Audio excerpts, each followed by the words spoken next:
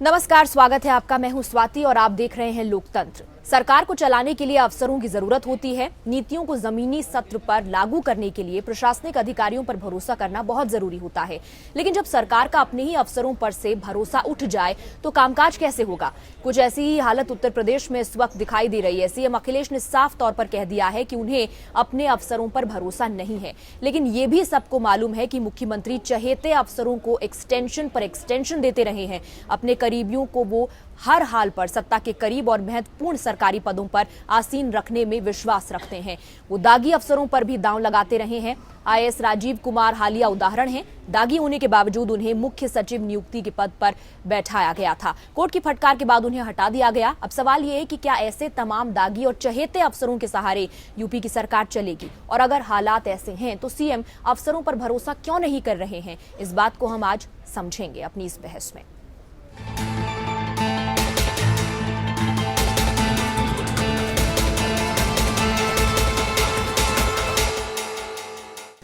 तो सीएम अखिलेश यादव को अपने अधिकारियों पर भरोसा नहीं है। आखिर क्या कारण है कि सीएम को ये बात बोलनी पड़ी? क्या सीएम को चहेते अफसरों के जरिए ही सरकार चलानी है? इसी पर एक रिपोर्ट आपको दिखाते हैं। सीएम अखिलेश का सरकार को चलाने का अपना तरीका है। अफसरशाही को वो अपनी जरूरतों के हिसाब से इस्तेमाल करते हैं। अखिलेश सरकार को सर्विंग अफसरों से ज्यादा रिटायर्ड अफसरों पर भरोसा है। हालात ये है कि अखिलेश सरकार ने पिछले 3 साल में कई मुख्य पदों पर रिटायर्ड अधिकारियों को ही बिठा रखा है। इनमें से ऐसे कई अफसर हैं जो सपा सुप्रीमो मुलायम सिंह यादव के काफी खास रहे हैं। ऐसे में अखिलेश सरकार भी उन पर मेहरबान है। और अब तो मुख्यमंत्री अखिलेश यादव ने खुल्लम खुल्ला कह डाला है कि उन्हें अपने अफसरों पर भरोसा नहीं है।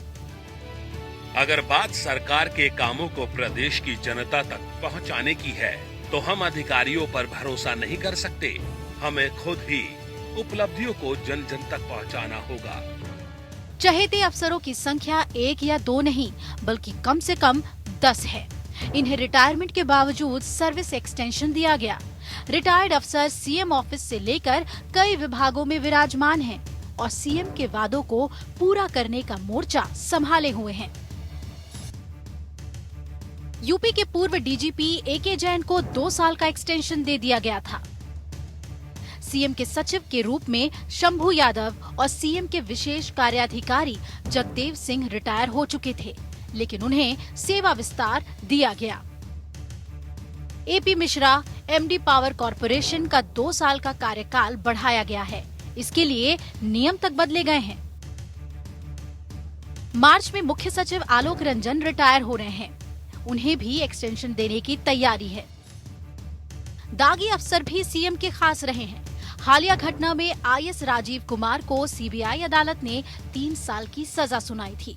उन्हें सरकार ने सचिव नियुक्ति बना डाला था।